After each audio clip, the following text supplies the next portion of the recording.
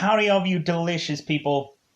I'm here to talk about Batman, Soul of the Dragon. So, this movie is like the Soul of the Dragon. Anyways, this movie, one thing that was interesting about it was like, really enjoying the realizing who the voice of Bruce Wayne was, because ultimately I realized that was Grimm. Great. And I also seen him on A Million Little Things. Good for him for getting the Batman voice, because ultimately I was like, oh wow, like this voice sounds very different. Like, who is this voice? And then after realizing who it was, it's like, oh, okay, great, a new person doing the Batman voice. So the thing that I have to say about this movie, in all brutal honesty, I've kind of seen a cluster of the kind of newer Batman-ish like movies. I've seen Batman Hush. I've seen uh, Batman Ninja or Batman Samurai or whatever that was. Um, I've seen the Batman Teenage Mutant Ninja Turtles movies, which or movie, which I thought was fantastic. If you haven't seen that movie, it's freaking amazing, and I really enjoyed it. And so, like, I was expecting, I'm like, oh, okay, so the next installment should be something that I'm going to find as equally good as Batman and the Ninja Turtles. Well, this one falls just a little bit short of that. If anything, I'm kind of really loving the fact that it seems like they were trying to dip into getting some familiar characters through karate films. Like, ultimately, when looking at some of the people that were characters in this movie, I was like, man, that looks like Chuck Norris, or that looks like Bruce Lee, or that looks like so and so person, and from another film from somewhere. Like, all the background people like looked to be like familiar from some other like karate movie, and I guess I could really appreciate this movie for that. Um, Reasonably,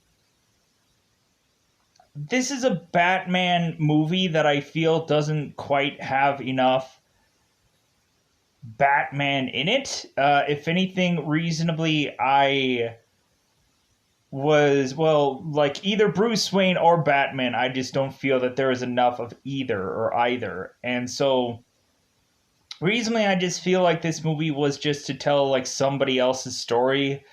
Because when looking at it, they're kind of using Batman as a clickbaiting device, because when looking at it, like, they know if they slap Batman on something, something will sell. So that's their real attempt at doing any kind of project now, is just to push another Batman movie out that people will like, push another Batman thing out that uh, reasonably is just going to be a clickbaiting project, or otherwise just uh, a a way to get more people to watch something. I had also seen Batman: Death of the Family, but when looking at it, I saw the version where I guess you don't get to pick like if Jason lives or dies or not or whatever. And recently, I thought that entire movie felt like a giant like clickbaiting thing, because ultimately that entire movie just replays over Under the Red Hood. And I'm like, so wait a minute. So you're basically just pushing forth another movie for people to buy that is justifiably the exact same thing as another movie. What is the difference? Oh, well, there's a small ending at the end. And I'm like, no, that's garbage. That's, who would watch that? Um, because I don't quite understand like how Batman: Death of the Family was any different than anything that I've ever needed to watch previously beforehand. But again, um, I would love to eventually actually see whatever the heck that movie was actually supposed to be, because yeah, I just don't quite get the what, like, the barely X amount of time running time of that movie. But anyways, so going into this film, we kind of have characters and our actors that have kind of been in a lot of animated projects before or just live action stuff before. We have Michael J. White that has been in like Arrow and all kinds of things. As far as DC projects go along, of course, he's also notably being uh, said to be, or because he was, the live action Spawn until eventually Jamie Foxx takes on that role. Uh, Evidently, Michael J. White evidently is playing Ben Turner in this movie, and we ultimately have Lady Shiva, and who is Kelly Hu, and we have uh, Mark Dacascos, who ultimately I've seen in Double Dragon fairly recently, and he was in the Crow series, but he is playing Richard Dragon in this movie. I'm like, yeah, good choice. Like, if you're gonna pick anybody, you might as well pick him because reasonably, like, he's like the go-to guy, justifiably, because his work is just so impressive. Um, but anything I thought that this movie was just kind of just barely okay.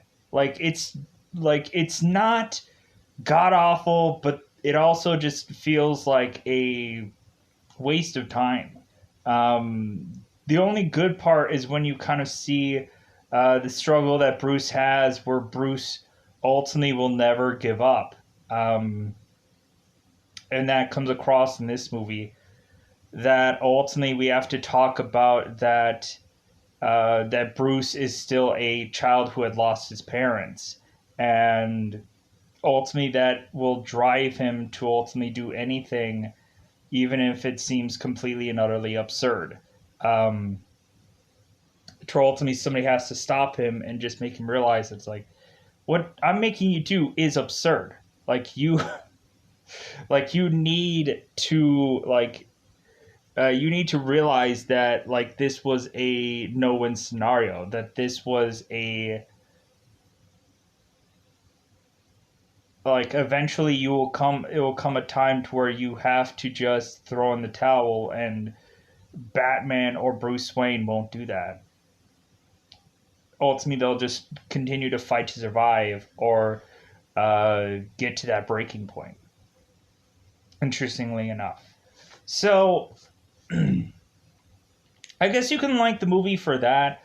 But other than that, really, it's just kind of the story of Richard Dragon and the story of how eventually Bruce Wayne ties into that story, and then ultimately the journey of Richard Dragon and Bruce Wayne being a part of this dojo that ends up having it to where Bruce learns about karate and being able to eventually fight a bunch of villains towards the end of this movie, which ultimately I remember one from being in a Robin story, and but ultimately I guess they had to just incorporate like certain kind of villains at the tail end of this book to ultimately have some kind of interesting, different kind of villainish like thing going on in here, because they were trying as much as possible to add characters that you're not familiar with, so ultimately they could justify this story.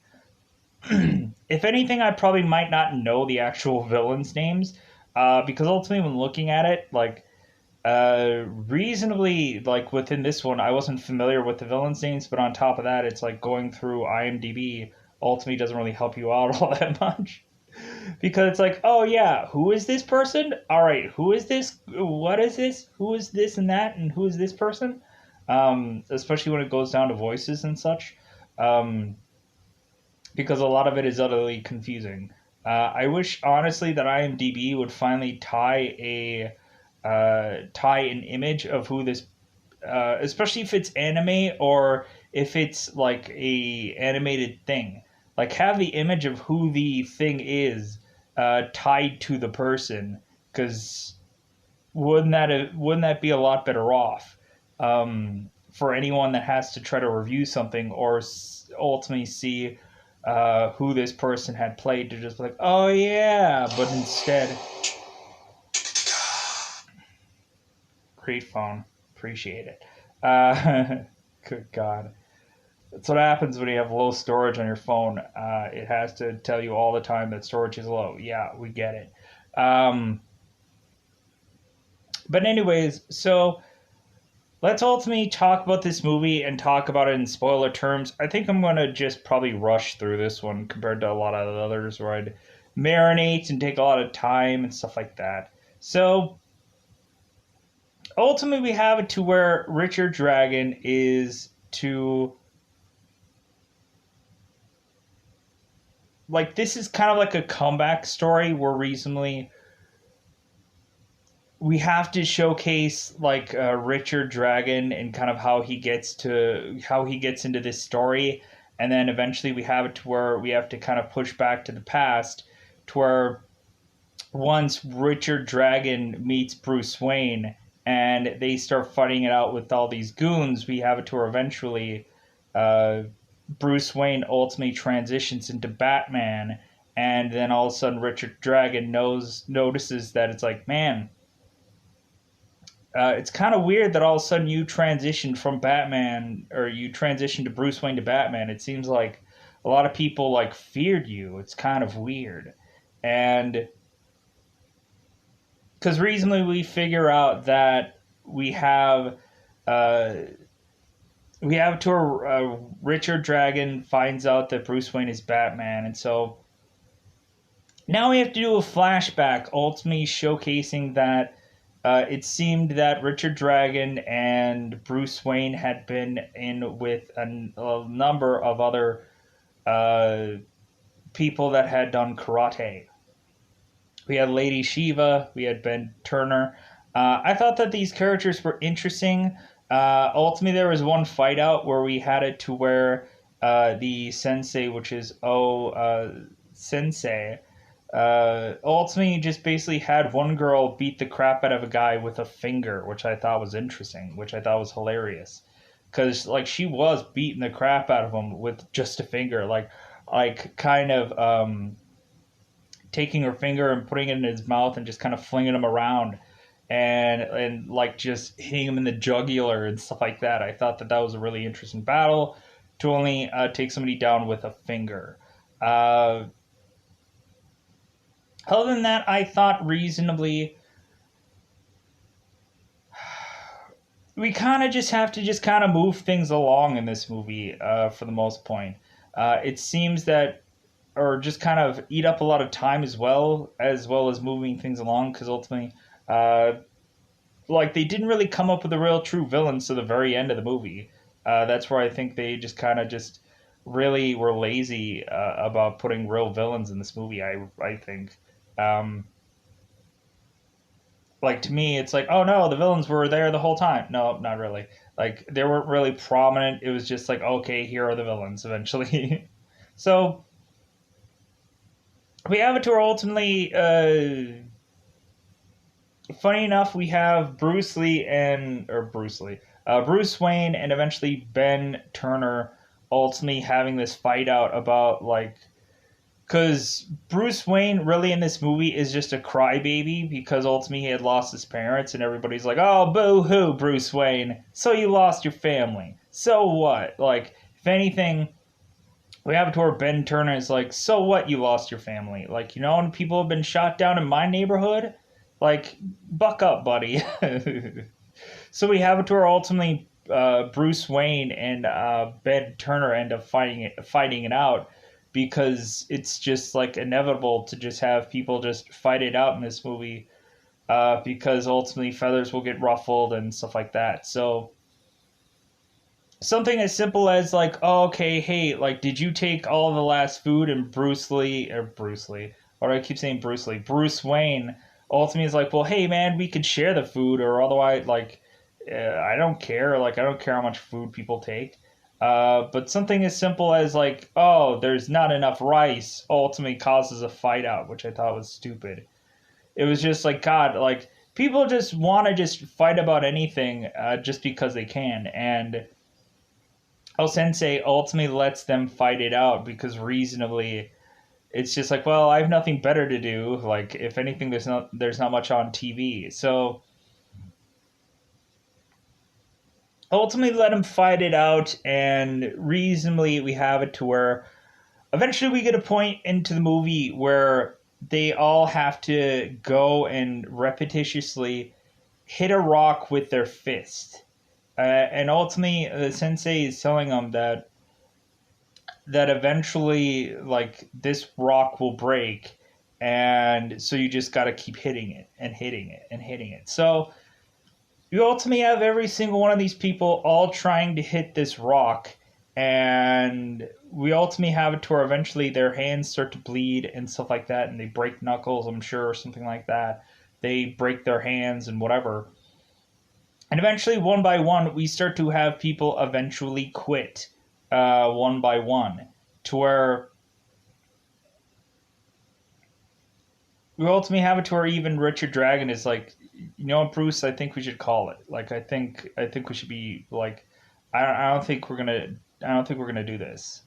And Bruce is still adamantly like, phew, phew, phew, phew. He's still going away at that rock. To where ultimately we have to have it to where Sensei steps in, is like, Bruce, like, how about you stop hitting that rock? You're never going to break that rock. And even if you do break that rock, it's just going to turn into pieces of rock.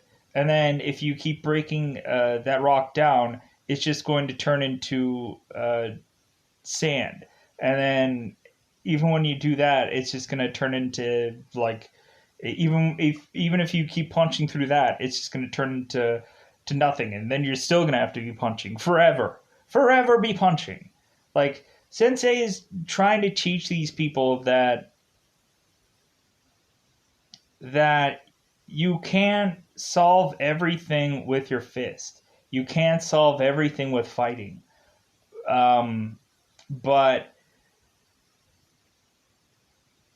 if anything, you need to realize like when it's time to back away, when it's time to stop, when it's time uh, to ultimately realize that like you're not going to win. And ultimately, I think Bruce really needs to learn that lesson because Bruce won't give up. And I think reasonably this is the most interesting part about this movie, where we get like really a sense about Bruce and ultimately a sense that Bruce is just always going to be defiant.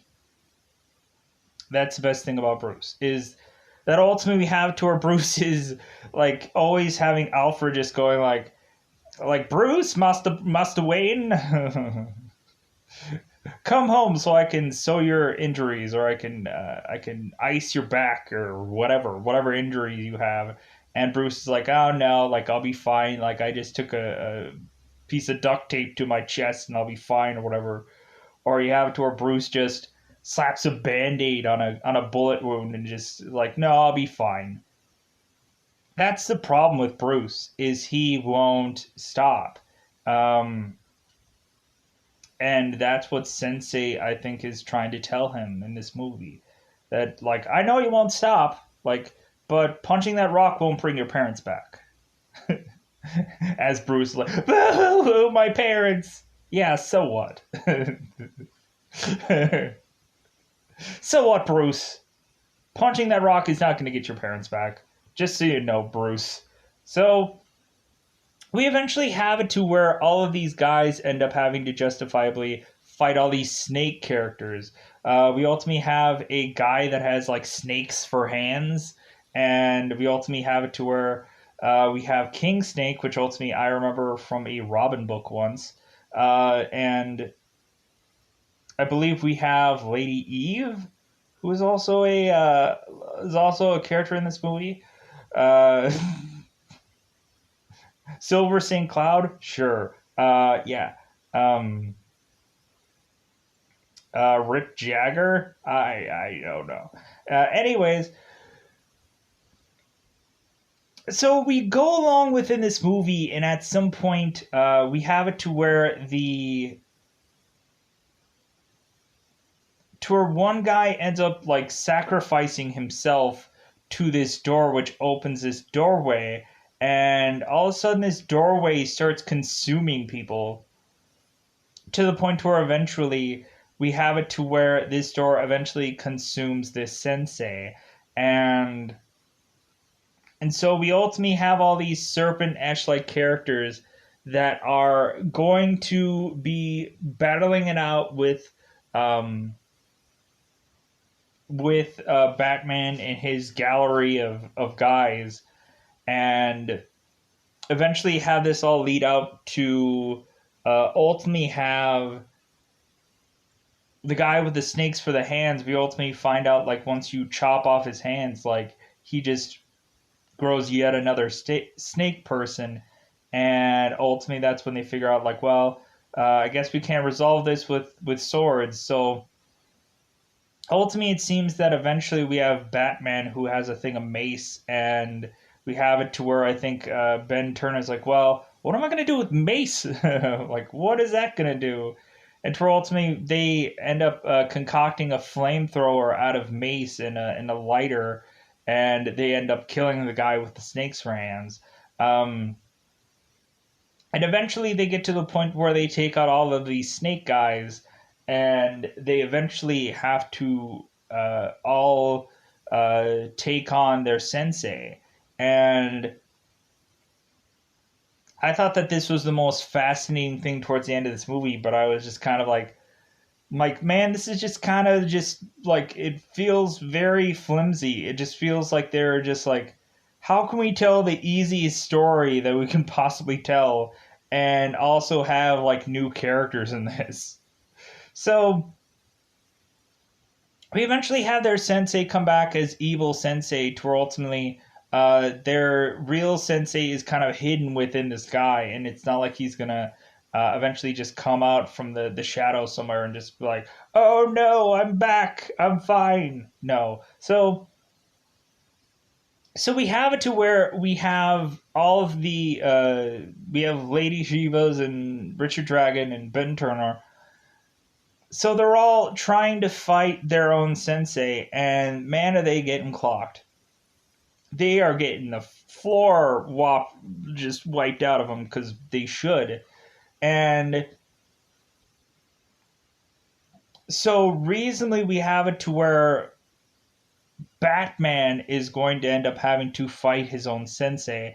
And again, Sensei is basically bringing up that Bruce is still a child that ultimately had lost his parents. Boo hoo, Bruce! You lost your parents, Bruce. I thought this is so amazing to just keep bringing up Bruce's dead parents, because nobody really tries to ever like pull at that string. Like, nobody consistently brings that up, especially if like you didn't see like Jason Todd bringing up like, hey Bruce, how's your father? How's your mother? Like, just to get Bruce really angry, like to ultimately have him lose focus or something like that. Like, you didn't see any of the villains that even knew who Bruce Wayne was, like, to eventually mention his dead parents.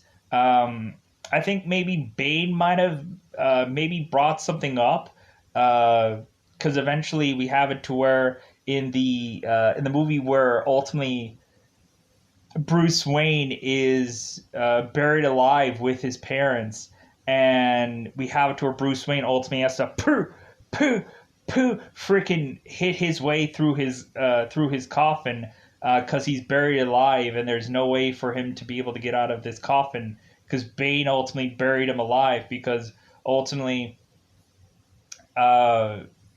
Bruce was caught off guard by Bane being this caretaker-ish like person that ultimately knocked Bruce out and then ultimately buried him alive, which I think that movie was freaking awesome. Like, I think it was Justice League Doom where they had like contingency plans for every single one of the thing, and it was all via Batman's own demise or device that he had concocted all this.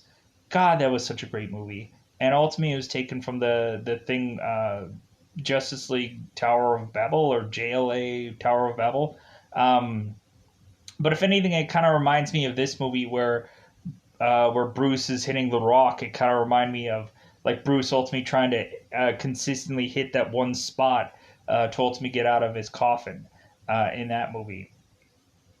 So, but he like put keys on his hand, so ultimately he would kind of uh, like not wear his hand down that much. But anyways, we have it to where in this movie that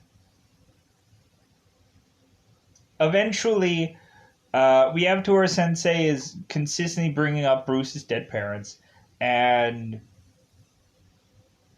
we ultimately have it to where Sensei is eventually like asking like Bruce. It's like, well, what's so different about you compared to anyone else here? And we ultimately have it to where Batman ultimately says like, "Well, I have a cape," and so he ends up taking the cape and wrapping it around his sensei's head, and then he ends up like choking him out with the cape, which I thought was fascinating.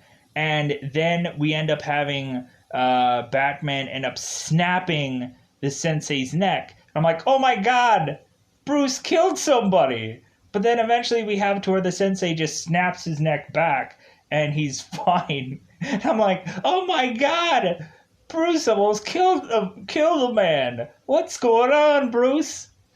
Did your dead parents really rile you up that much?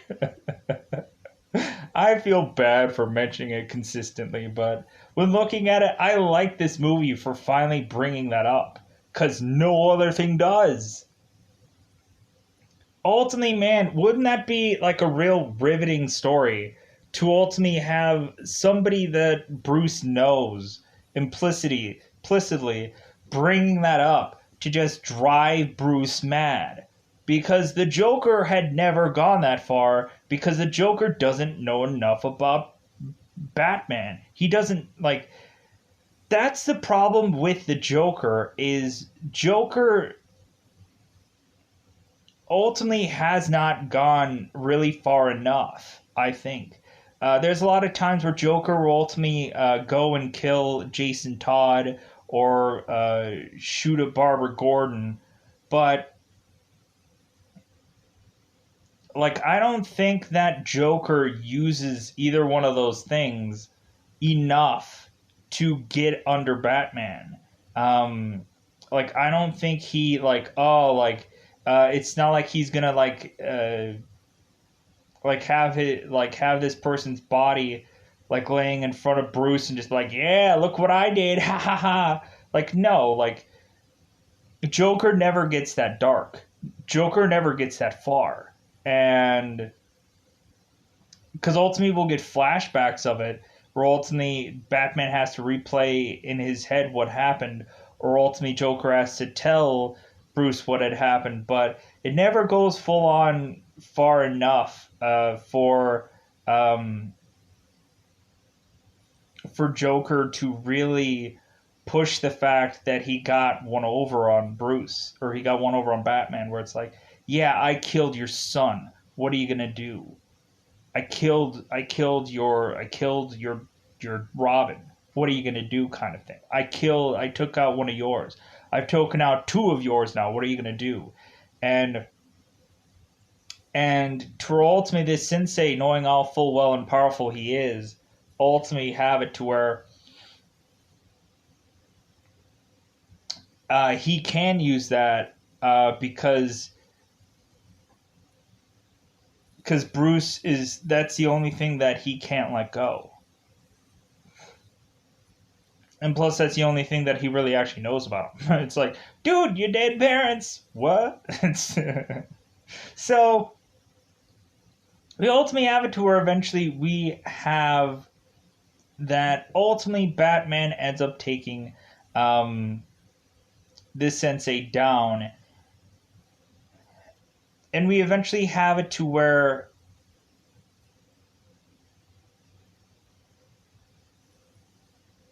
to where the sensei has like one last moment with all these people. Uh, like we ultimately have to reflect that recently when we get this sensei in, like I was kind of really impressed with the way that they handled this whole thing, because reasonably the sensei kind of comes in and ultimately tells every single one of these people that he's ashamed, like this villain is ultimately ashamed about like where they have, like what they have done with their lives, what lives they what people they have become after his training, how he's just ashamed. And ultimately I'm like, hey, yeah, like this is awesome. Like to ultimately see all these people like squander all the gifts that they were given. Um, like I thought was really just fascinating. So we eventually have this sensei ultimately to be taken out, and we ultimately have it to where everyone eventually goes their separate ways, uh, and so really I just thought that this movie was kind of fascinating for like maybe 5% of it, but reasonably there, like if anything there's like if anything it would be probably better off to just see these at like YouTube clips of like, hey, the best of Batman Soul of the Dragon. Like just wait till like somebody like releases like little clips of them, the best Bruce Wayne moments of Batman Soul of the Dragon, because that's about it. That, yeah, I wouldn't ever suggest buying this or trying to go into um some way of actually uh like I wouldn't buy this movie. I wouldn't do a subscription to get it. Ultimately I went into Movie Pro and easily saw it for free, because that's what I do with all these movies. I just eventually go through some app and watch it for free, because especially this one, like I was just like, I don't think that this movie is justifiably good enough to invest in really wanting to to really and truly get a subscription for this. I think recently even Batman Hush, I was like, I don't think it's gonna be good enough to garner a subscription. I thought maybe Batman Ninja was, and I was kind of like, I don't think that was either. But I thought Batman and Ninja Turtles was really good. I thought ultimately, if you've seen this movie and you're like, you're kind of just left wanting. Um, I think still my favorite, honestly, to me, is probably Batman Out of the Red Hood. That's still probably the best story, and I think that that story has the most like oomph in it. And reasonably, other than that, there isn't much of any other Batman thing that I've seen. Um, like a Batman solo thing. I know like there's some interesting Justice League movies, but eventually they eventually get to a point where even they are just kind of just tossed together just for the sake of making another one. Um, I think Apocalypse War is just kind of so. But anyways, I am going to get out of here. Uh, but yeah, bye everybody. Bye everybody.